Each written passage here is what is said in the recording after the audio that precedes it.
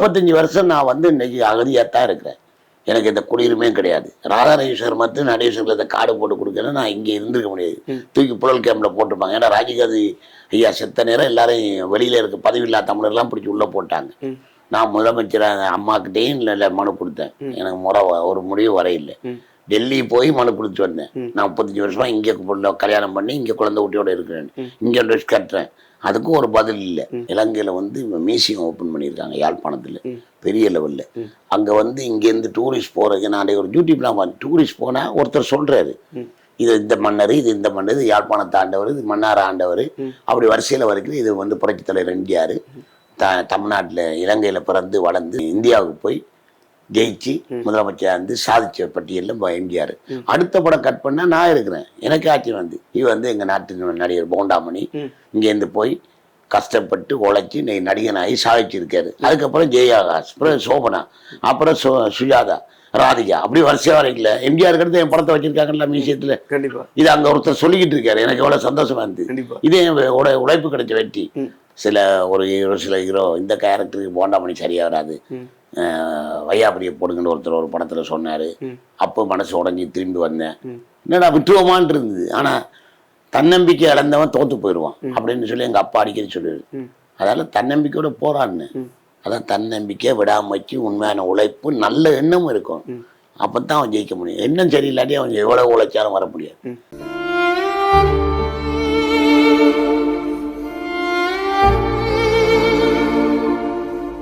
அது 3 வாட்டி வந்து கிட்னி வந்துச்சு.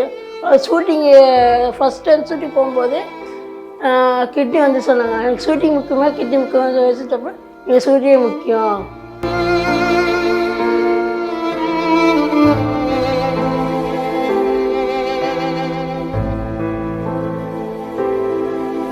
முடியல. அவர் ஹாஸ்பிட்டல் போகலாமா வேணாம் சொன்னார். பையன் வரணும்னு சொன்னாங்க.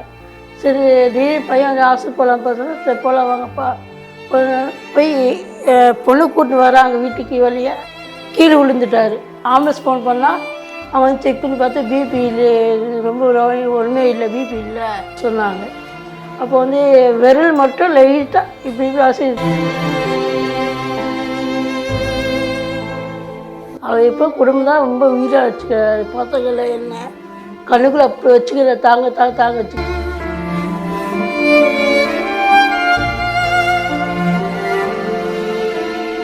ரொம்ப ஆசைப்பட்ட ரொம்ப உயிராக வச்சுக்கிறாரு. சொந்த வீடு கட்டி ஒரு சீல்டு அளவு கட்டி வச்சு அழகு பார்க்கணும்.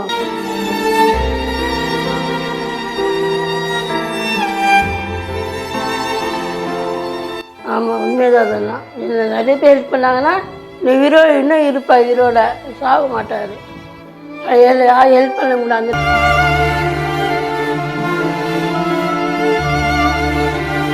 வடிவேலு அவர்கள்ட்டேருந்து ஏதாவது வந்ததுங்களா? ஏன்னா ஒரு பெரிய காமெடிகளே இவங்களோட தான் பண்ணாங்க. அவர் ஏதாவது பண்ணாரா பண்ணலையா? ஏதாவது உதவிகள்? அம்மா வணக்கம்மா. எல்லாரையும் சிரிக்க வச்ச ஒரு நடிகர், எப்போவுமே சிரித்த முகத்தோடு நாங்கள் பார்த்துட்டு இருந்த ஒரு நடிகர். யார் எந்த ஸ்டேஜில் இருந்தாலும் அவங்கள தனக்கு ஈக்குவலாக பார்க்கக்கூடிய ஒரு நடிகர். அப்படியேப்பட்ட ஒரு நடிகரோட இழப்பு எல்லாருக்கும் மிகப்பெரிய ஒரு தாக்கத்தை வந்து ஏற்படுச்சு. அன்னைக்கு அந்த மூமெண்ட்டில் அன்னைக்கு என்னம்மா நடந்தது? அன்றைக்கி வந்து நான் ஹாஸ்பிட்டல் டான்ஸ் பண்ணிட்டு நல்லா நல்லா இருந்தார். இந்த ப்ராப்ளம் கிடையாது. 8 மணி மேலே தான் அவருக்கு பிபி டவுன் ஆகிடுச்சு, ரொம்ப டவுன் ஆகிடுச்சு. அப்போ டாக்டர் சொன்னால் மோர் உப்பு போட்டு கலந்து கொடுங்க, கரெக்டாக இருக்கும்னு சொன்னாங்க. சரி இப்போ என் பொண்ணு மோர் வாங்கிட்டு வந்து கறி கொடுத்தாங்க. அப்போது பிபி 120 இருக்குது. சரி ஓகேன்னு சொல்லி இந்த பிளேண்டி கேட்டார். சரி பொண்ணு வச்சு கொடுத்து அப்படியே பிளேண்டிக்கு 5 நிமிஷம் கழிச்சு வாமிட் எடுத்துட்டார். சரி பிபி செக் பண்ண பிபிலே ரொம்ப திருப்பி டவுன் ஆகிடுச்சு. முடியல. அவர் ஹாஸ்பிட்டல் போகலாமா வேணாம் சொன்னார். பையன் வரணும்னு சொன்னாங்க. சரி திடீர்னு பையன் வந்து ஹாஸ்பிட்டல் போகலாம்ப்பா சொன்னால் சரி போகலாம் வாங்கப்பா. போய் பொண்ணு கூட்டின்னு வராங்க வீட்டுக்கு வெளியே கீழே விழுந்துட்டார். விழுந்து என் பொண்ணை தூக்கி நிற்க வச்சு படிக்கட்டு விழுந்துட்டு அப்படியே விழுந்தோடனே பிபி ரொம்ப ஓவர் ஆகிடுச்சு, இறங்கிடுச்சு. இப்போ ஒன்றும் பிபி ஆம்புலன்ஸ் ஃபோன் பண்ணால் அவன் வந்து செக் பண்ணி பார்த்து பிபி இல்லை, ரொம்ப ஒன்றுமே இல்லை, பிபி இல்லை சொன்னாங்க. அப்போ வந்து விரல் மட்டும் லைட்டாக இப்படி இப்படி அசைத்தாங்க. செக் பண்ணாங்க. இங்கே ஹார்ட்டில் செக் பண்ணி அமைக்க விட்டாங்க. மூச்சு வரல. ப்ரெட்டாக வந்துடுச்சு. அதுக்கப்புறம் வந்து விரல் சொல்லி ஹாஸ்பிட்டல் கூப்பிட்டு போனாங்க. ஜிஹெச் கூப்பிட்டு போனாங்க. ஜிஹெச் போட்டு ஈசிஸ் பண்ணாங்களா. ஈஸ் பண்ணி படுத்துக்குள்ளே அவர் இறந்துட்டார். அதுக்குள்ளே இறந்துட்டார். அவர் இல்லாத இந்த வீடு எப்படி உங்களுக்கு இருக்குது? இவ்வளோ அவர் இல்லாத எப்போவுமே சிரித்த முகமாக இங்கேயும் அங்கேயும் போயிட்டு இருக்க ஒரு மனுஷன் அவர் இல்லைன்றத எப்படி ஏற்றுக்கிறீங்களா? எப்படி என் மனசு என்னை ஏற்றுக்க முடியல. அவர் இருக்க மாதிரி தெரியல எனக்கு. எங்கே பார்த்தா அவர் இருக்க மாதிரி தோணும் என் மனசுக்குள்ளே. எங்கே பார்த்தா அவர் இருக்கார். இங்கே தான் வீட்டுக்குள்ளே இருக்கார். எங்கே போகல. ஆத்மா எங்கே இங்கே தான் இருக்கார். எங்கள் கூட சுற்றி வர்றாரு. அவங்க அதிகமாக நம்ம எங்ககிட்டயே சொன்னது என்னன்னா, என்னோட பொண்ணை எப்படியாவது படிக்க வச்சிடணும், அவங்க ஏதோ ஒன்று பண்ணிட்டாங்கன்னா நான் கொஞ்சமாவது ரெஸ்ட் எடுத்துப்பேன் அப்படி சொல்லிட்டு குடும்பத்தை பற்றி தான் நிறைய எங்ககிட்டயே வந்துட்டு பேசுகிறப்போ சொல்கிறப்போ என் நண்பர்கள்ட்ட பேசுகிறப்போவும் வந்துட்டு அதிகமாக சொல்கிறாங்க. குடும்பம் குடும்பம் குடும்பம் அப்படின்றது மட்டும்தான் சொன்னாங்க. அவர் வந்துட்டு நான் வந்துட்டு ஃபேமிலி தான் எனக்கு எல்லாமே அப்படின்றத ஒவ்வொரு நிமிஷமும் வந்து சொல்லியிருப்பாங்க. இப்போது அந்த ஃபேமிலி அவர் எந்த அளவுக்கு மிஸ் பண்ணுறீங்க? ரொம்ப மிஸ் பண்ணுறேன். அவர் இப்போ எல்லாமே என்னை நினச்சி பார்க்க முடியல. அதனால தான் அவர் இப்போ குடும்பம் தான் ரொம்ப உயிராக வச்சுக்கிறாரு. பசங்களை என்ன கண்ணுக்குள்ளே அப்படி வச்சுக்கிறார். தாங்க வச்சுக்கிறாரு. எந்த குறையும் இல்லாமல் பார்த்துக்கிறாரு. கஷ்டமே சொல்லவும் மாட்டார், சால்வ் பண்ண மாட்டார். அழகாக பார்த்துப்பாங்க எங்களை எல்லாருமே. அவர் வந்துட்டு எங்ககிட்ட சொன்னது எங்களை கல்யாணம் பண்ணி வச்சதே வந்துட்டு விஜயகாந்த் அண்ணன். அவர் இருந்திருந்தால் அந்த 6 லட்ச ரூபாய் இருந்திருந்தால் அந்த நேரத்தில் நான் ஆப்ரேஷன் பண்ணி முடிச்சிருப்பேன் அப்படின்றதெல்லாம் சொன்னாங்க. இடையில அந்த கிட்னி மாற்றுறதுக்கு ஏதாவது முயற்சி பண்ணிங்களாமா? அது ஃபெயிலியர் ஆணுச்சு. அதுக்கப்புறம் திருப்பி மாற்றலான்னு சொல்லியிருந்தாங்க. அது 3 வாட்டி வந்து கிட்னி வந்துடுச்சு. ஷூட்டிங்கு ஃபஸ்ட் டைம் ஷூட்டிங் போகும்போது கிட்னி வந்து சொன்னாங்க. எனக்கு ஷூட்டிங் முக்கியமாக கிட்னி முக்கியம் வச்சுட்டப்பறம் எனக்கு ஷூட்டிங்கே முக்கியம் அப்படின்னு சொல்லிட்டாரு.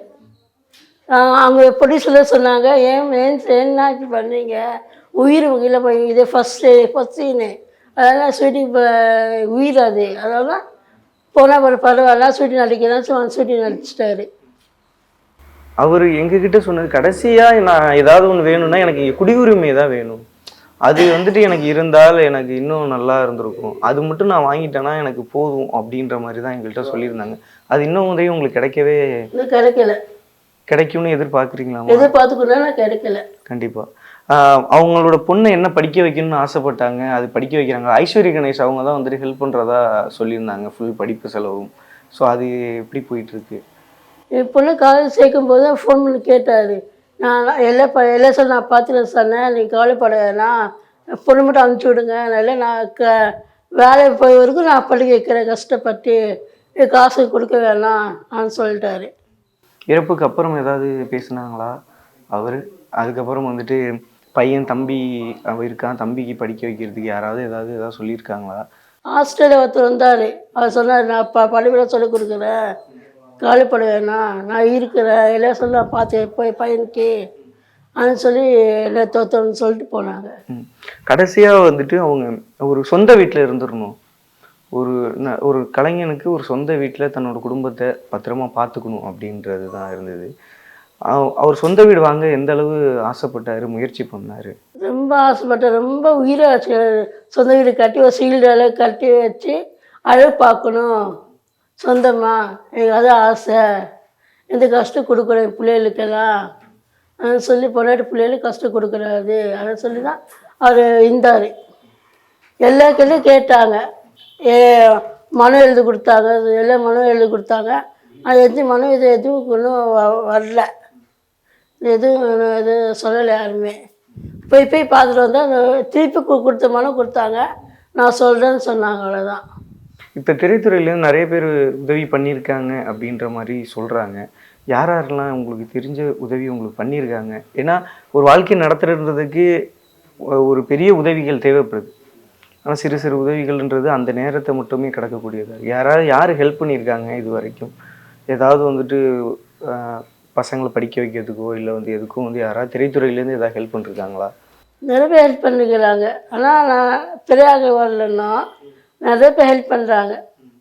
நேற்று ஒருத்தர் வந்து ஐசிஎஸ்சி கணேசன் சார் வந்து 10,000 கொடுத்தாரு, வீட்டு செலவு வச்சுக்கணும், பிள்ளைக்கெல்லாம் நான் பார்த்துக்கிறேன், கால் பண்ண வேணாம் சொன்னாங்க. அந்த மேனேஜரு வந்து கொடுத்தாங்க.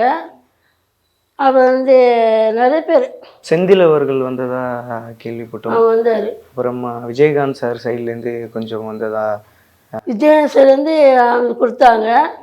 அவங்க சார்பில் வந்து பிஏ அரசுனாலும் வந்து கொடுத்தாங்க. ஆனால் பெரிய லெவலான அதாவது ஒரு பெரிய உதவித்தொகையாக இன்னும் வந்து உங்களை முழுசாக எதுவும் சேர்ந்தடையல. அதுதான் உண்மையான ஒரு விஷயம். ஓகே, நிறைய வந்துட்டு நிறைய பெரிய உதவித்தொகை வந்ததா சொல்லிட்டு இருந்தாங்க. ஆனால் அது எதுவுமே உண்மை இல்லை, உண்மை கிடையாது. ஆனால் ஒரு நடுத்தர நடிகரா, ஒரு கலைஞனா, ஒரு குடும்பம் ஃபேமிலி, அது மட்டும்தான் அவரோட இதாக இருந்தது. எங்ககிட்ட பேசுகிறப்பயுமே உங்களை பற்றியும் நிறைய சொல்லியிருக்காங்க. அப்படிலாம் இருந்த ஒரு நடிகர் இப்போ அவங்களோட ஃப்ரெண்ட்ஸு நிறைய பேர் உங்களுக்காகவே இப்போ நாங்கள் பார்த்தோம், அவரும் வந்திருந்தார். இவங்க எல்லாருமே சேர்ந்து உங்களுக்கு ஏதாவது ஒரு உதவி தேவைன்னா இனிமே என்ன தேவை அப்படின்றத சொன்னீங்கன்னா மக்கள் யாராவது ஒருத்தர் வந்தாலும் உங்களுக்கு அதை செஞ்சு தருவாங்க நம்பிக்கை இருக்குது. எங்கள் பசங்க தான் உயிர்.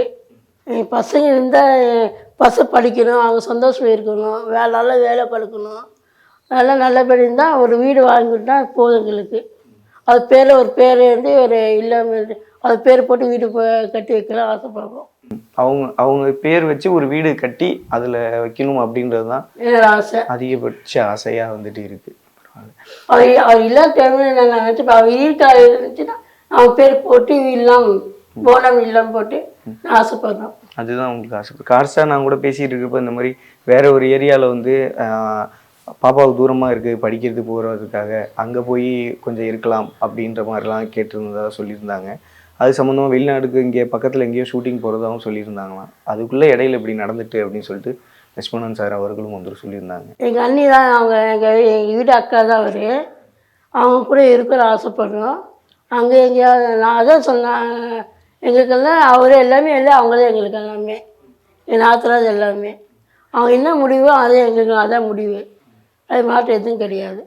முதல்ல ஃபஸ்ட்டே ஒரு வாட்டிமா உடம்புநிலை சரியில்லாத இருக்கிறப்போ மயில்சாமி அண்ணன் ஹெல்ப் பண்ணியிருக்காங்க. அப்புறம் ரஜினி சார்கிட்டேருந்து கொஞ்சம் ஹெல்ப் வந்ததான் எங்ககிட்டையும் சொல்லியிருந்தாங்க. ஆனால் ஆரம்ப கட்டத்திலே ரொம்ப பெரிய தொகை வந்திருந்தால் அதுக்கான முயற்சி, அதுக்கான ட்ரீட்மெண்ட் கொடுத்து இன்றைக்கி அவங்க நல்லா இருந்திருப்பாங்க. ஆமாம், உண்மைதான். அதெல்லாம் நிறைய பேர் ஹெல்ப் பண்ணாங்கன்னா இன்னும் இருப்பார், ஹீரோட சாக மாட்டார். யாரும் ஹெல்ப் பண்ண முடியல அந்த டைம், யாரும் ஷூட்டிங் போயிட்டாங்க எல்லாருமே, அதை யாரும் ஹெல்ப் பண்ண முடியல. அதனால சரி. இப்போ தொடர்ந்து பார்த்தீங்கன்னா தம்பியும் சினிமாவில் ஏதோ ஒரு இடத்துல கொண்டு போய் உட்கார வைக்கணும் அப்படின்றதும் அண்ணனுடைய கனவாக இருந்தது. நாங்கள் பேசுகிறப்பையும் நாங்கள் அதான் கேட்டுக்கிட்டு இருந்தோம். அவருக்கு ஏதாவது ஒரு ஹெல்ப்பு இல்லை ஏதோ ஒன்று வேணும் அப்படின்னா அண்ணனுடைய கனவை நிறைவேற்றுறதுக்கு அவர் சினிமா நடிகர் ஆசைப்பட்டார், காமெடி நடிகர் ஆசைப்பட்டார், ஒரு ஹீரோ வந்து ஆசைப்பட்டார். அவர் ஹீரோ வந்து நான் சேர்த்து விட்டு அப்பா பிள்ளை நடிக்கலாம். அவர் சொந்தம் ஒரு கதை எழுதினார் சொந்தமாகவே. இப்போ இப்போ படிக்கணும், இப்போ செய்யணும், நான் என் பையன் பொண்ணு அப்பா பிள்ளையும் நடிக்கணும் ஒரு படத்தில், ரொம்ப நாள் ஆசை எனக்கு, நான் சொல்லிட்டு இருப்பார். ஏதாவது இப்போ பார்த்தீங்கன்னா நிறைய கலைஞர்கள் வெளியில் படுற அவமானத்தையும் வெளியிலேருந்து ஏதோ ஒரு பணம் ஒரு ஷூட்டிங் போயிட்டு ஒரு பணம் வரலன்னா கூட அதை வீட்டில் சில பேர் காட்டிப்பாங்க, சில பேர் காட்டிக்க மாட்டாங்க, சில பேர் வருத்தப்பட்டால் கூட வெளியில் சொல்ல மாட்டாங்க. அண்ணன் எப்படி? அவர் எல்லாம் சொல்லிவிடுவார், உண்மையாக சொல்லிவிடுவார், போய் சொல்ல மாட்டார். எல்லாம் எனக்கு ஓப்பனாக சொல்லிவிடுவார்.